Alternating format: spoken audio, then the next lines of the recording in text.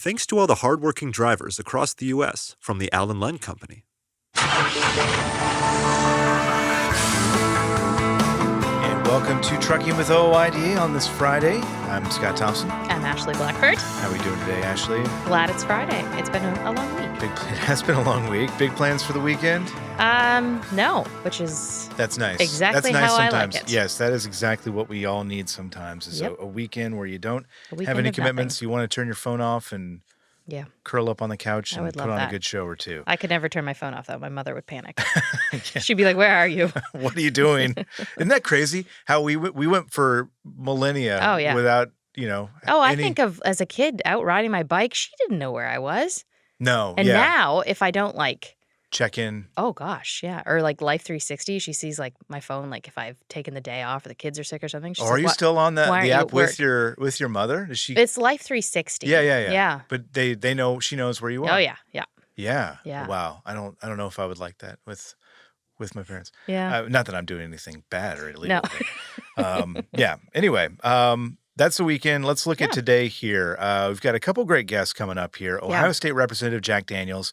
We talked with Tom Balzer of the Ohio Trucking Association recently. He talked about this idea that they have in the statehouse in Columbus. It's an Ohio Trucking Caucus.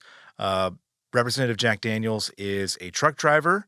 He is now a state lawmaker. So we'll talk to him about what that transition has been lots of like. good stuff in Ohio. Absolutely. They're doing some great stuff there with truck parking and any number of things. And then we'll talk with Randy Guillot of Triple G Express about Operation Sideswipe, that staged accident scheme in New Orleans that obviously got a lot of headlines.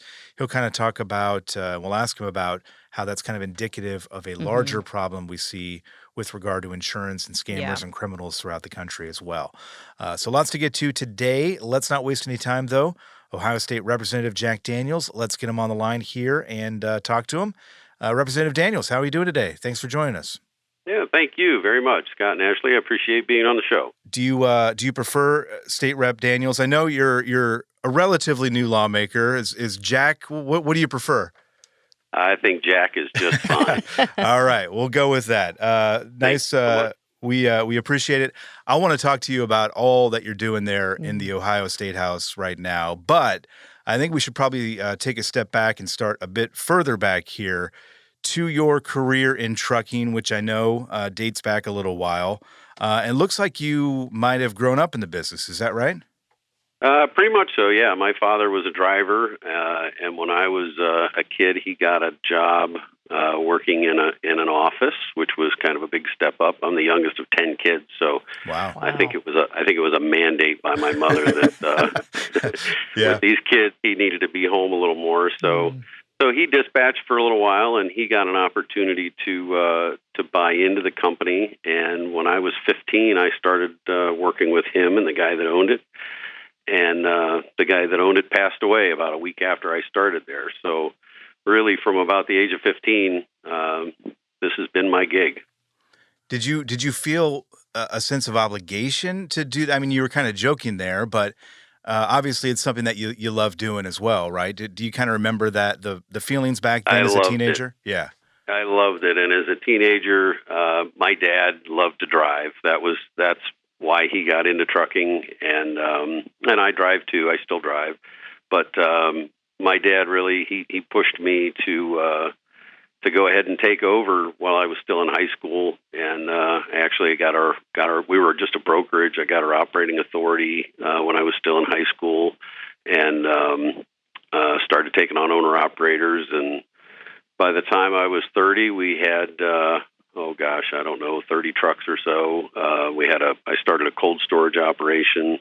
So I had about 50 employees by the time I was 30, and my dad was driving for me, and he actually drove for me until he was 84. Wow. That's impressive. That is impressive. And the company, he was the master of the fleet and respected by everyone here. And clearly loved it. I mean, if he was still doing it at 84. Yep, he loved it. And the company's still going strong now, I believe, right? Yes, Kendall Transport. We're based in Akron, Ohio, and we're about 45 to 50 trucks. Our operations run between roughly Nashville and Montreal, Quebec.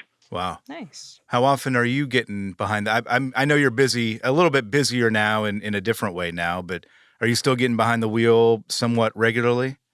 Every once in a while, Yeah. it's since I got in the state house, it's definitely less because the time constraints of the state house are pretty intense. But I still get every once in a while. I used to drive at least monthly. I still get out when we have a snowstorm or something. I like to get out there and show everybody that you can still do this even when it snows. Yeah.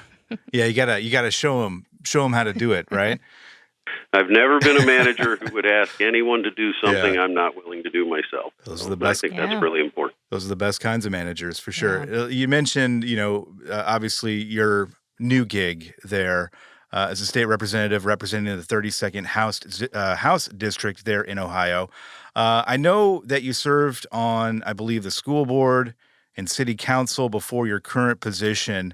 I think this begs the question, just how did this all come about, the idea of going into public office? Well, I've always wanted to be in the state legislature.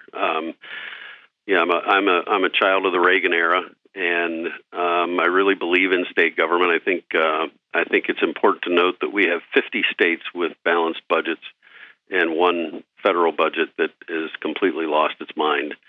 The real work is done at the state level, and I always had that as a goal. But I'm very happy that I got to go out and have a real career in the real world.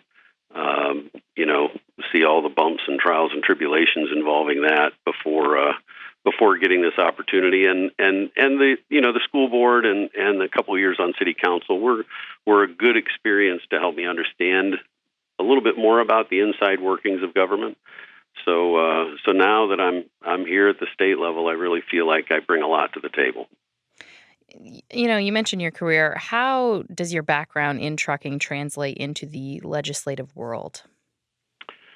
Well, one good example is our work on third-party litigation funding, which is tort reform, basically. There's so much lawsuit abuse, and you see all these signs on the highway, hit by a truck, call lawyer XYZ, whoever it is of the day. They're preying on us, and I bring that perspective to the legislature. I also had a good conversation with another member of the Transportation Committee recently, where we were talking about fuel taxes and how those fuel taxes get used. Ohio has a trust fund, and trust fund monies can only be spent on the highway. And I said, I bring a little bit of credibility. At 60,000 gallons of fuel a month, I think that would equate to me paying $30,000 a month in fuel taxes. Yeah. So, I think that gives me credibility in conversations where maybe a new lawmaker might not otherwise.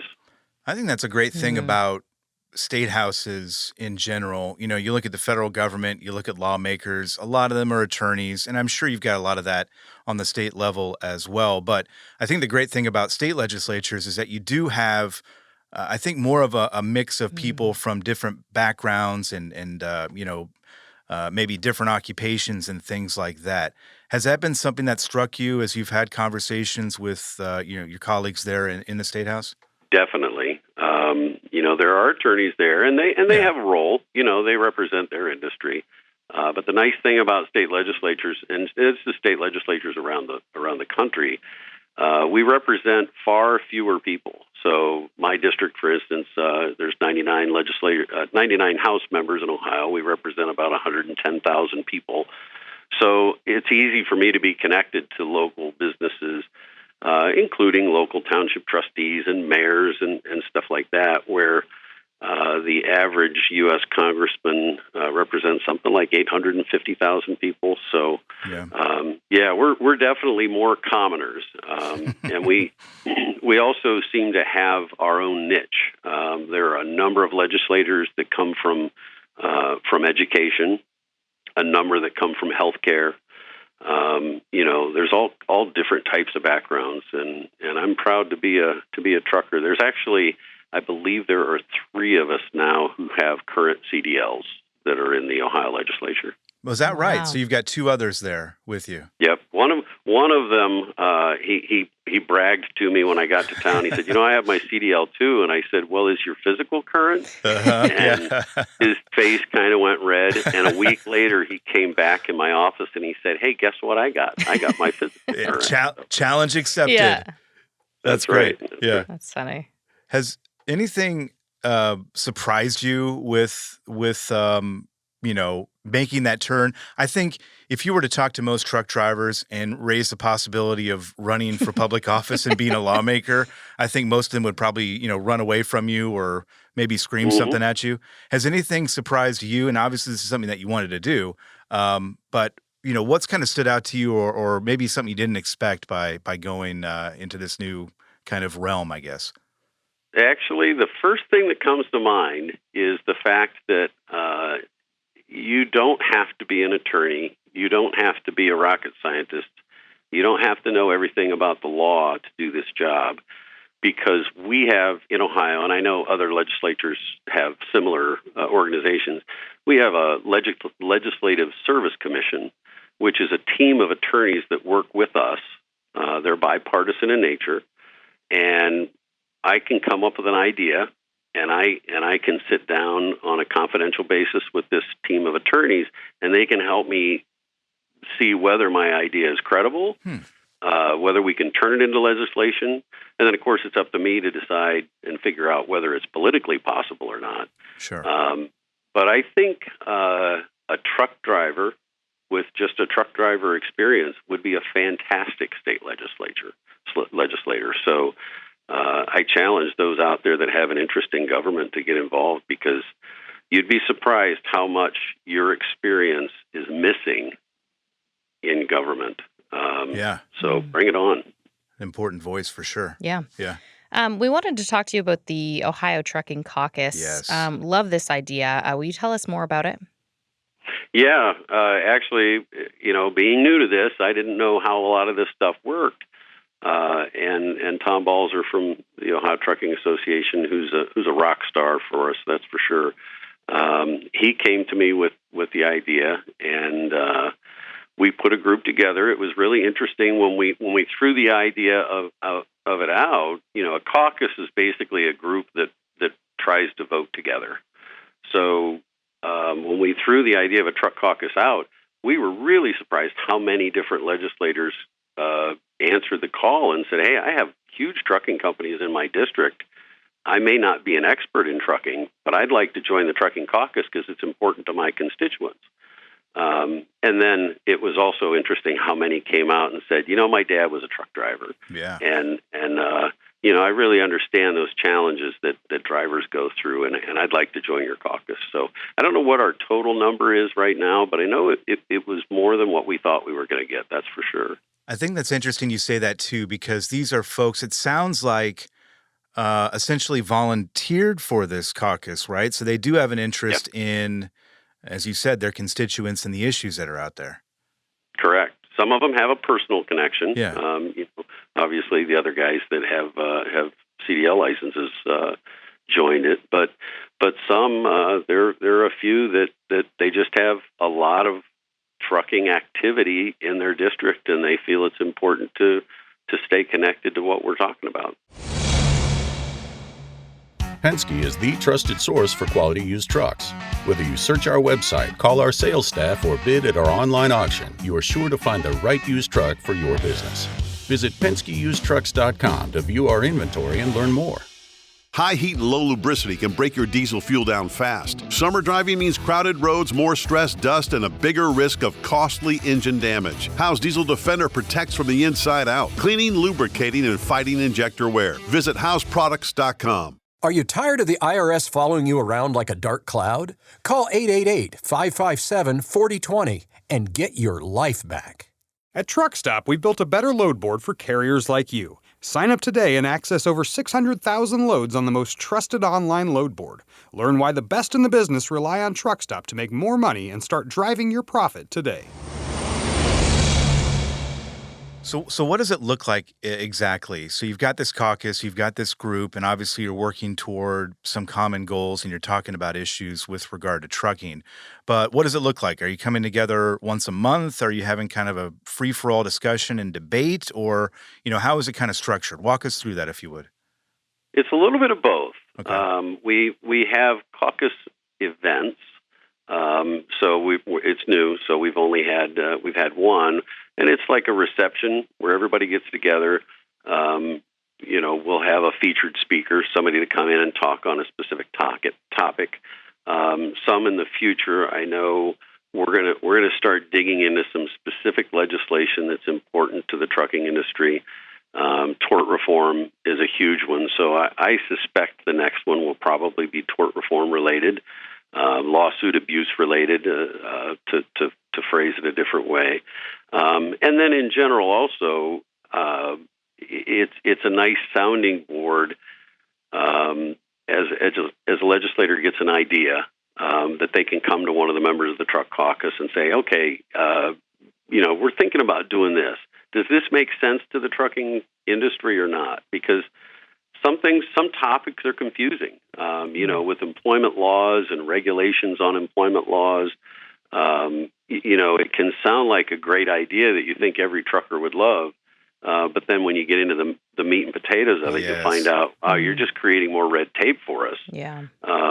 So we're able to, as a group, kind of stand up and say, it's a great idea in principle, but in practicality, you're going to hurt us if you do that. There's so many of those issues that look good on paper in trucking, and then you have that discussion and you realize really quickly, Oh, wow. looks good on paper, Yeah. but in Not reality, actually great.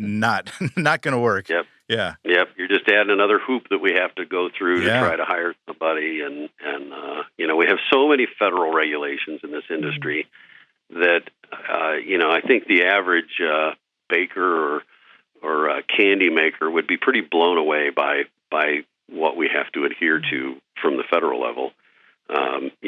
Not even thinking about all the EPA mandated stuff that we're dealing with, but hours of service and everything.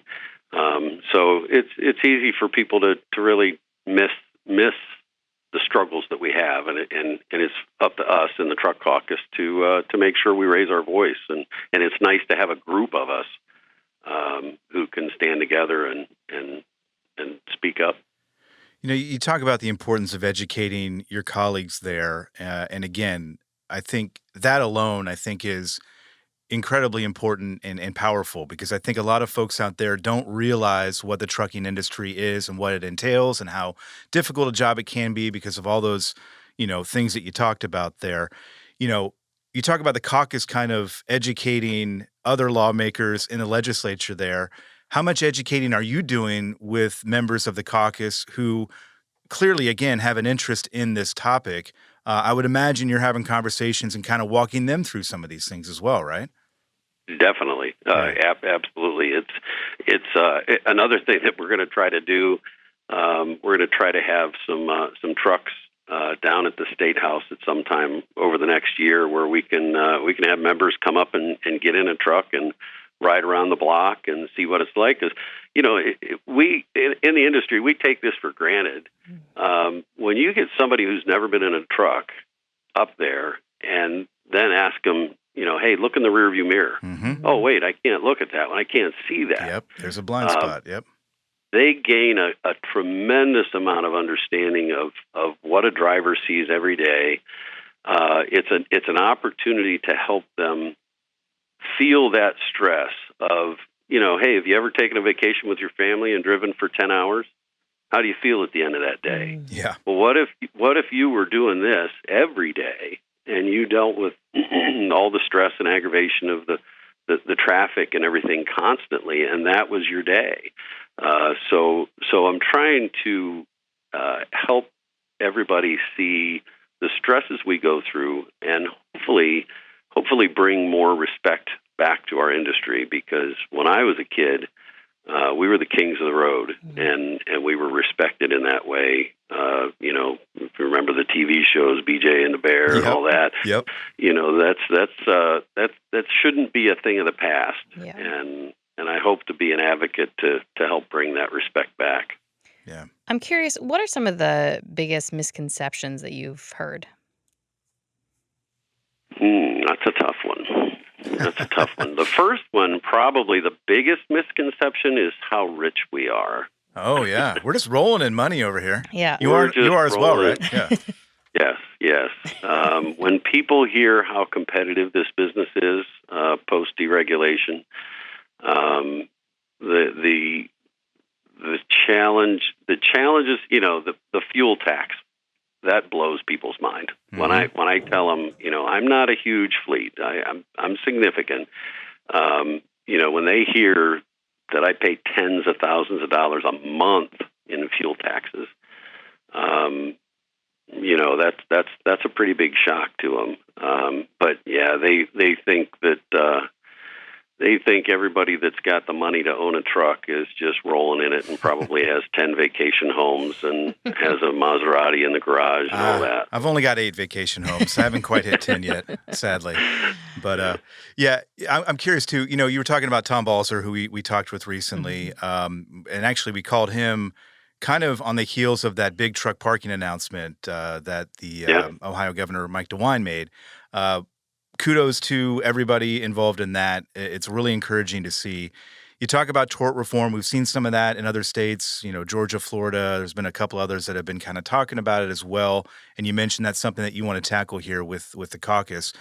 As you look down your list, your wish list, I guess, of things that you would like the caucus to kind of get involved in and maybe build some momentum on, what does that wish list look like? Well, thanks for mentioning the truck parking, because I forgot about that. Here's a great misconception. A couple of legislators were actually lobbying against this because they thought we in the trucking industry had the money to just go buy the property and build the spots ourselves. Well, really? And I said, well, think about that. How exactly would that work? And they were saying, well, look how big UPS is. I said, well, look how many sleeper trucks UPS has. Yeah. Yeah. You're looking at this the wrong way. Yeah. That's not who needs the parking. It's the smaller fleets that are scattered around the country that are here servicing manufacturers in the state of Ohio that need that support. So yeah, the truck parking is a very big deal. One of my big initiatives, a couple of them. One is traffic flow and traffic patterns and drivers' behavior. In the last 15 years, the average driver in the country has just really, I don't want to be disparaging, but has become less educated on how things work on the road. Yeah. Slower traffic, keep right is a good example. And I'm very proud of the fact that within my first couple months in the legislature, I was able to get the Ohio DOT to put the word state law above the signs that say keep right except to pass. They complain about trucks being in the left lane, but if cars are constantly sitting in all 3 lanes, and we get an opportunity to pass because we're slowed down by hills, it's a challenge. It's an added stress to our day. So educating drivers on how to use the road in a safe way that reduces the stress for not only for us but for them as well. We want to reduce anger driving. We really want to calm down the road if at all possible. So that's definitely one of my goals. Another one, being on the transportation committee and being involved in the transportation budget, is to make sure that fuel tax money is spent where it belongs. Mm-hmm. There's a push in Ohio and in many states to take that fuel tax money and create walking trails through parks. And I hate to break it to you, but that's not what that money was intended for. It's in a trust fund for a reason. Yeah. Now, if you've got a way that your walking trail is going to reduce traffic, okay, bring it on. Maybe we can have a conversation. But explain but that I don't to think me. I don't think that's their plan. Yeah.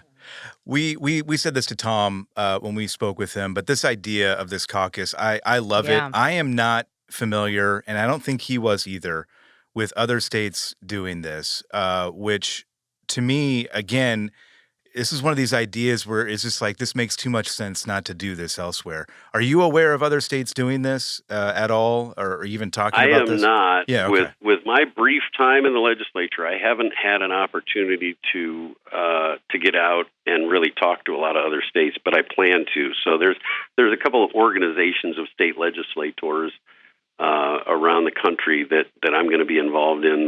The Speaker of the House was kind enough to make me the chair of transportation of one of the committees. So I'm going to Philadelphia in a month or so, and I definitely plan to talk about it, because anybody that's involved, if you're involved in transportation, you're on a transportation committee, you need to have some connection to trucking. Yeah.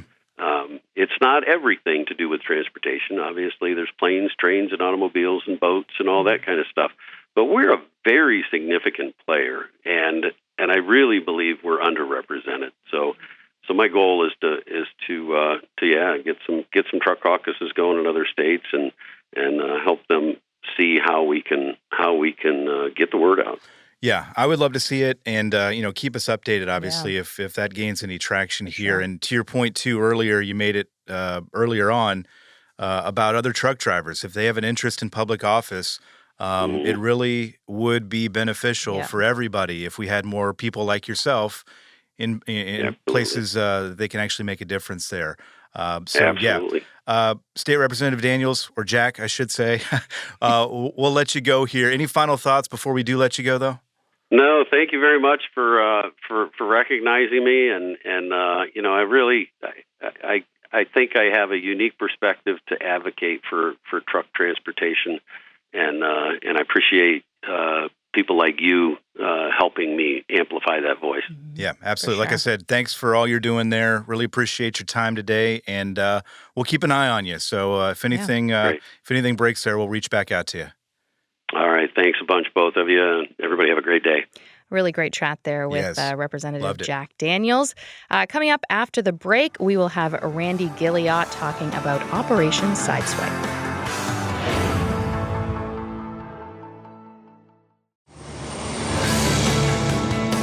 Welcome back to Trucking with OIDA. Great talk there, Ashley, with Ohio State Rep. Jack Daniels. I'm glad he brought up one issue that they're going to tackle there in that Ohio Trucking Caucus, that being tort reform. We've seen this, as we kind of talked about there, we've seen this pop up in different states like Georgia, Florida. There's been a number of other ones that have looked at this issue and realized they need to do something about it. And I think our next guest is going to be able to speak to this a little bit, because there is no greater example of the need for tort reform than what we saw in New Orleans and have seen in New Orleans in recent years with Operation Sideswipe. Yeah, that's a huge example of that. Randy Guillot is the president of Triple G Express in Louisiana. He's been involved in this, I think, since the very beginning. Yeah. And not that he wanted to be involved in it. No, my goodness, no, got I'm dragged sure into not. it. Yeah. So Randy joins us on the line. And Randy, I guess first off, for those who maybe haven't heard, what is Operation Sideswipe? Well, Operation Sideswipe is the federal investigation into what we're describing as staged accidents in the New Orleans area, specifically targeting 18-wheelers, where people were getting in vehicles and intentionally hitting trucks, all with the end goal of procuring attorneys and doctors to support their story, to rip off the trucking industry and the insurers. And when did this all first start? Well, it's probably maybe a gray area, but we've got evidence dating back all the way to 2012, 2013 timeline. Wow. When it really started first happening. Although the stories that you hear and the evidence that you hear, generally speaking, is about 2017, 18, 2019, in that range. Yeah, you really can't understate how widespread this whole scheme is. And behind every story you hear and every name that's put out there in terms of victims, there is a person that has been directly impacted by the situation, and they've been dealing with a whole bunch of stuff over recent years. The people that have been involved here, your involvement, Randy, How did you kind of get started in this, and what does your involvement look like?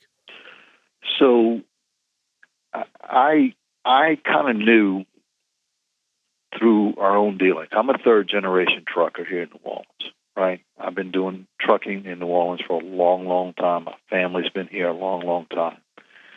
And we had kind of seen some evidence, call it around 2014, 2015, where some of the accidents that we were seeing just looked awkward, right? It just didn't seem right. We had some instances where we were being claimed that were involved in an accident, and we couldn't find any evidence of any collision whatsoever. So we have a pretty good safety team. We were working with our insurance company at the time, where we were able to manage our claims to some extent. And we started doing some investigative type work, contacted some local people in Louisiana, and we were told at the time that our claims didn't qualify for an investigation at the state level, that it needed to flow through the insurance company, and that the only way those claims would be investigated is if an insurance claim had been paid. So if we were successfully defending an accusation, that wouldn't qualify for a criminal investigation. So we got extremely concerned around that timeline, started monitoring our accidents, really didn't know what was in front of us. And then as the next couple of years progressed, we were told that there's some bad people doing some bad things out there, to be very careful about what we were doing, and maybe a quick check would be better than to try and pursue solutions to the problem, which was extremely concerning to us. You were really one of the first people then to kind of notice this The and red flags. yeah, and say to yourself, hey, something's going on here. I'm maybe one of the first to bring the attention a little bit more public, because my involvement in the industry, I'm a former chairman of the American Trucking Associations, so I know a lot of truckers around in a lot of different places. At one of those events, I was talking to several of my trucking executive friends, and I'll describe them as the largest of the large LTL, parcel people, truckload people, tank, just very large trucking companies.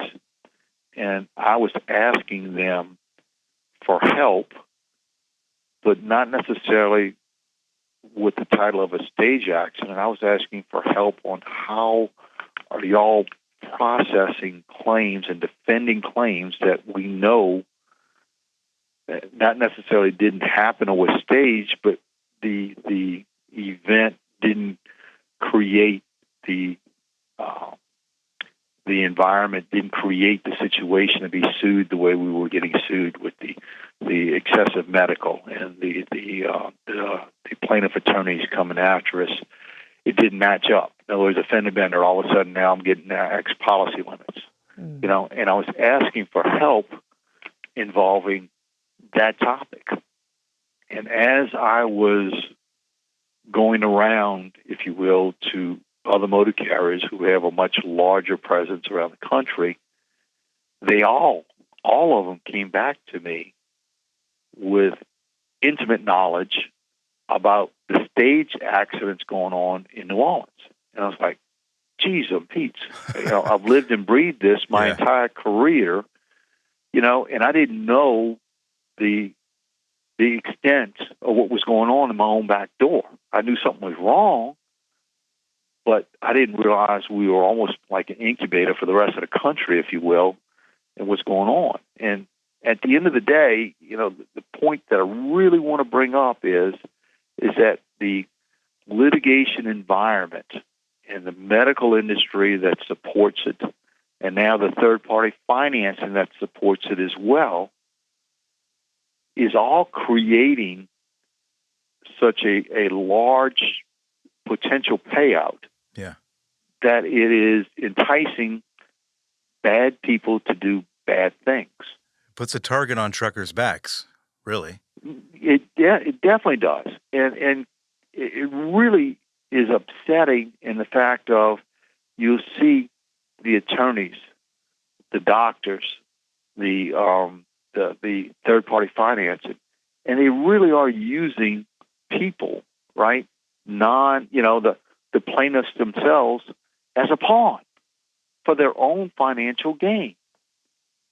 And that's not to say that there aren't legitimate claims out there here and there. Yes, I get that, right?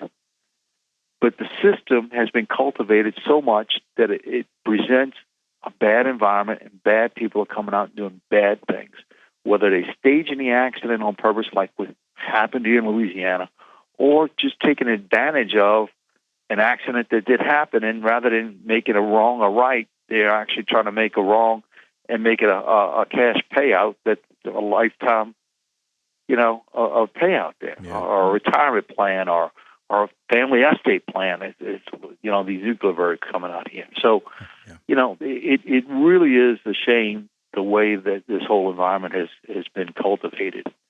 And, we have to be one of them here in New Orleans that was in direct target of what's going on here. And the one accident that we had good footage on our truck showing the staging of the accident. And then we got footage on the collision itself from a corner tire repair store. So we had the whole thing set up. We had an adjuster who we were working with on other accidents that was well familiar with what was going on with the staging of accidents in New Orleans. We were working with some defense attorneys who were becoming more aware of it. We were exposed to other defense attorneys who were representing other motor carriers on a national basis here in New Orleans who knew a lot about it.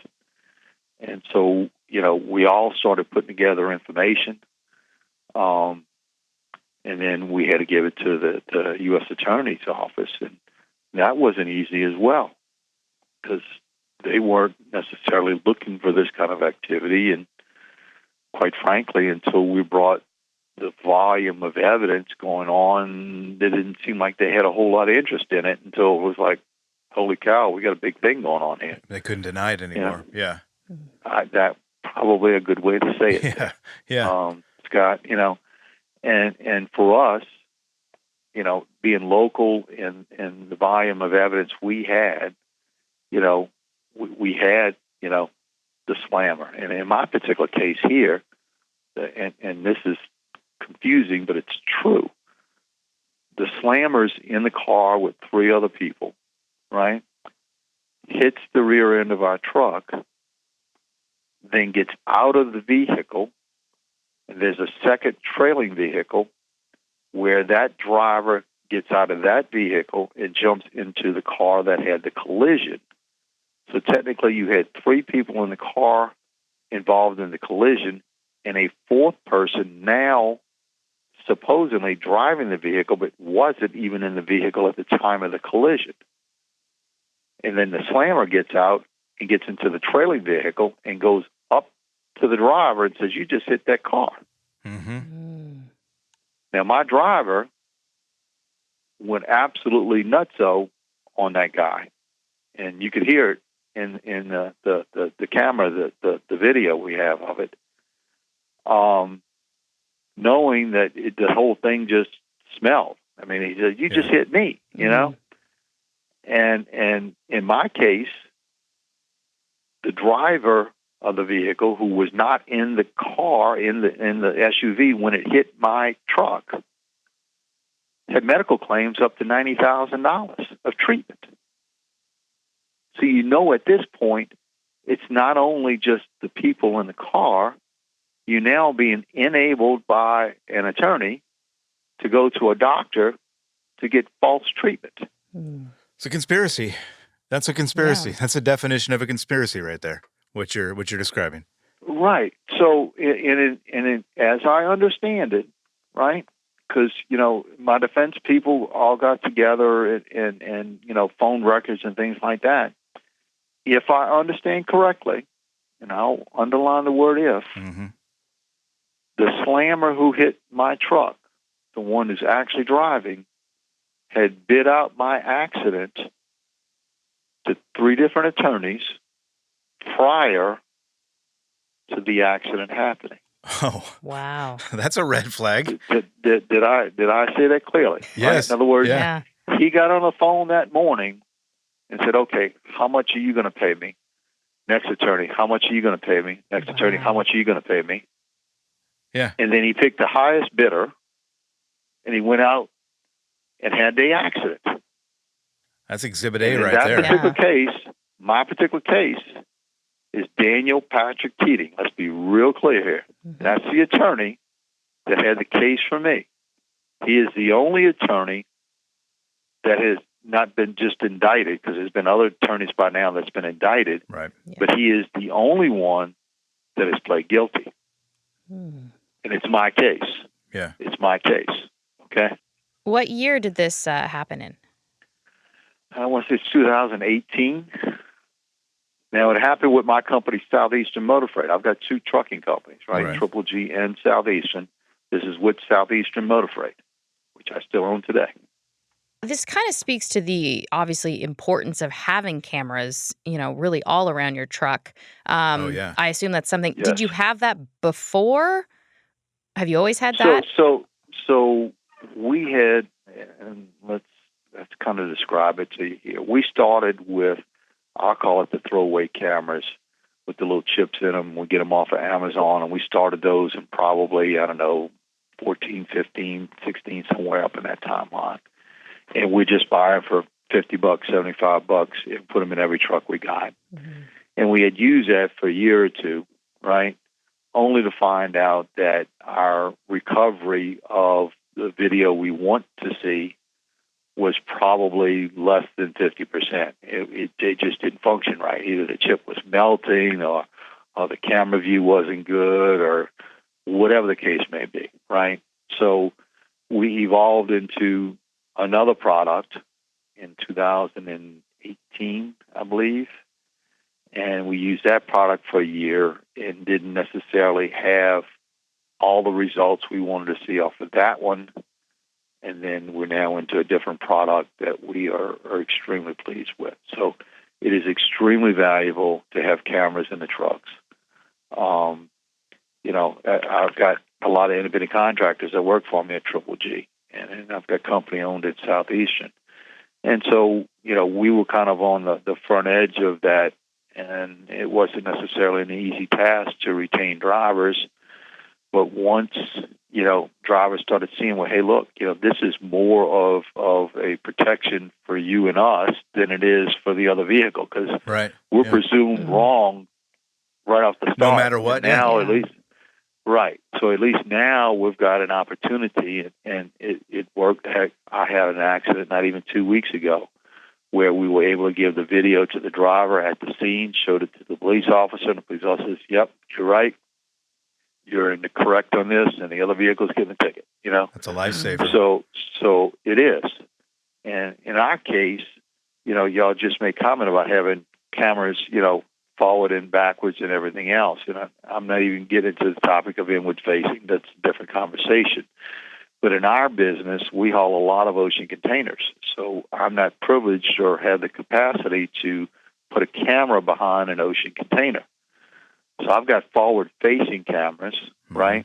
Yep. And then I put bubble mirrors on my trucks, so we do get some side views. And that's been extremely helpful in a lot of videos where we can see, in front of us, but then if it's a side swipe or if it's something, that can be seen from the bubble mirrors, which in most cases we're pretty good at, it helps us to give evidence of at least 3 sides of the truck whereas directly behind the truck is extremely difficult for us to get. But we did in this particular accident because we got it from the corner store, and that's because of the teamwork that we had already built between our insurance company, our legal defense, and quite frankly, our adjuster. I'm curious, in reading, the stories of these situations and the ones that you've described, how does it impact the driver, not just with all the... Well, I'll tell you, in this particular case here, okay, this driver was a Teamster Union driver working for us. We disciplined him because the initial, everything initially was that, hey, we were involved in an accident and he was wrong, right? So, we disciplined him. I forgot, call it a week. I don't even remember how much it was, with no pay, right? He came back to work, and within 6 months, and all this preponderance of evidence had arisen. And not that he was elderly, I think he was in his 60s. And he says, you know what? He says, I had enough. I'm out. So, yes, it affects truck drivers. Yeah. It affects all the way down, right? A lot of motor carriers, including ourselves, looks at accident frequency and types of accidents. And hey, if one doesn't fit the criteria for us, we're better off separating from a driver who we feel might create future exposure. Right. And with all these stage accidents, a lot of them, Operation Sideswipe. So, the issue then becomes, are you changing lanes and you're not checking your mirrors well enough? That's what the whole thing is. Sure. And that's a trigger for us to say, hey, look, maybe we need to step away from this driver and he needs to go work somewhere else. So it's a huge, exposure for truck drivers with this type of activity. Let me ask you this, Randy, because, you're talking about this from your experience, and obviously this is an event in these truck drivers' lives that, obviously is a negative event for a number of reasons. When you look at kind of the big picture here, and I think you called the situation there kind of an incubator for the rest of the country, because this does happen in other places as well, obviously, maybe not to this scale, but correct. When we look at what we're talking about here, and we look at maybe some of the lessons that we can learn from it, what are those lessons, and what are ways to kind of fix the situation? Are we talking, tort reform? I guess what do the solutions look like? 'Cause you put a lot of thought into this, obviously.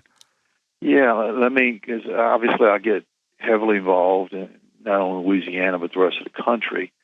The initiative to do tort reform and lawsuit abuse around the country was one of the things that I came in with as chairman of ATA. And we have taken it to virtually all 50 states to challenge them to say, hey, look, what can we do to make the playing field a little bit fairer, right? We're not trying to get out of a valid claim. We're not trying to get out of making a wrong or right. What we're trying to do is say, hey, look, the economy, the country needs the trucking industry to survive, and we want to be here, but we don't want to be taken advantage of the way the plaintiff bar and the medical industry and the third-party financing is doing it, because it's an open ticket right now, right? Mm-hmm. If and I just use the example here, if a car hits a car and both of them has minimal amount of insurance or no insurance, you won't see an attorney jumping on that saying, oh, I'm going to go represent this person in that car. There's no payday. Exactly. Yeah. Right? But yet if it's a truck involved, because we have insurance, right? We have to have insurance to be on the road. Minimum federal insurance is $750,000. Most trucking companies have more than that, right? So that's the reason why they take a minimal accident and make it a big accident, because they know they could potentially get a big payday. And for the motor carriers, the lesson learned here is that it is expensive to defend a lot of these claims. So now, all of a sudden, you're making a business decision of, it might cost me X dollars to defend it, or do I cut a check? Well, before, when the check was, let's just call it $10,000 or $20,000, right? That may have been a prudent, good business decision. And now, all of a sudden, it's no longer $10,000 or $20,000, because the industry now says, oh, policy limits or, $500,000. And I said, you got $2,000 scrape on a car and you literally going after policy limits or something. So, it's been a monster that's getting bigger and bigger. You asked what are some solutions and what else can we do? The tort reform is certainly one of them. We've been fighting it here in Louisiana. We just got some things. But it is a difficult political event to try and make what we're calling fair, litigation here. And that's all we're after is a fair, set of circumstances here with a fair process. Yeah. And we've gotten some headway, but quite frankly, it's not far enough. And as you go across other states, right? Some states have made some progress. Florida's made progress. Georgia made a little bit. Yeah. Texas has made some progress. But I will give you an example. As I was on the national speaking tour, and this was my main topic, was tort reform lawsuit abuse. You go to some states, and they were all into the conversation saying, Randy, we understand, you may have been the worst down in New Orleans, but we fully understand our exposure and things are going on in this state or that state. And then you go to other states, and they're all looking at you like, really, this is not our problem in our state here, but so don't make it our problem. Right. Right? Yeah. And my response always was that, if you don't think it's your problem today, you may not be the first one that got hit with it, but you might be the next one that got hit with it. And I always make comment, one state, and I won't name which it was in the West, extremely conservative state, and they say, they just basically saying our type of folks won't do this. Well, two things. Number one, when I crossed the state line driving in my rental car coming to see you, the first sign I saw was a plaintiff attorney asking for business. Yep. Okay.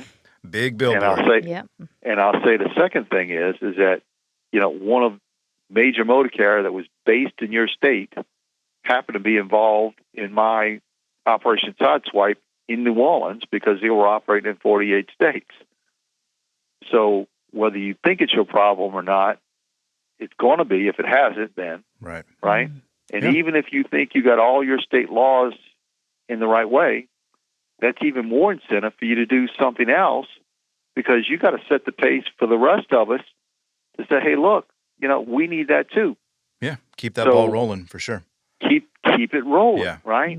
Even if you think your state has all the laws in place, I guarantee you the plaintiff bar is going around figuring out what else to do in your state, just like they did in my state. Yeah. Right.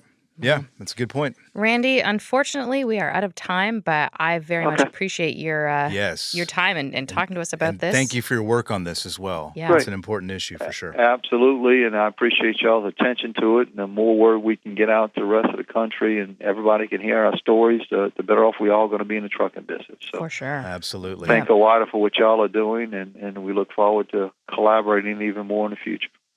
Thanks again there to Randy Guillot of Triple G Express. I love that last point there of all sticking together in coming together against all of this it's gonna take. Mess out there for sure. Absolutely. Ashley, that's our show for today and our show for this week, I suppose, as well. Thanks to everybody for listening. And wherever you are out there, have a great weekend. We'll see you next week. Today's episode of Trucking with OOIDA was brought to you by a dedicated team of people that includes Jim Fetzer, Keegan White, Tennille Flick, and Kim Boren. Got thoughts? We'd love to hear them. Call us at 1-800-324-6856 and leave us a message. Or you can send us an email to podcast@ooida.com, and we might include it on the show.